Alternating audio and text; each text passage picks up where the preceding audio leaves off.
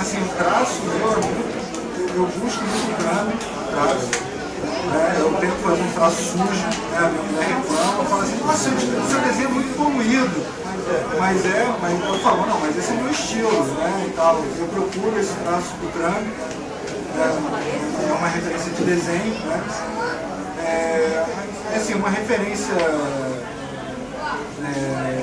de roteiro, tem vários. O próprio Neil Gaiman escreve muita coisa de fantasia e tal.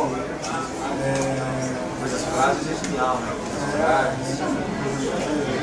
Assim, e você brasileiro, tem um trecho na revista que, se vocês pegarem, tem um traço ali de Angeli, entendeu? Que é o cara também muito colorido e tal. Os próprios personagens são bem angelinianos, assim, né? Você pega o Ulisses, que é um cara que botou a camisa do Ramones todo, né, e tal, meio punk.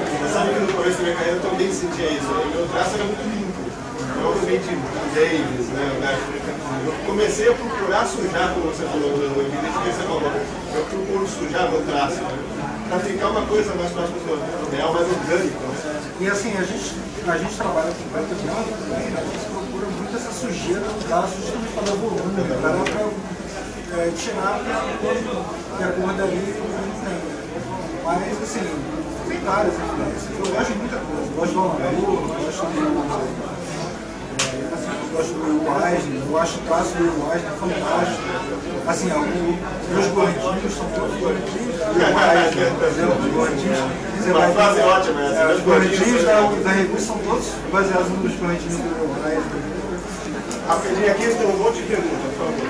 Na verdade, assim, apenas uma colocação totalmente de uma pessoa que é só leitora.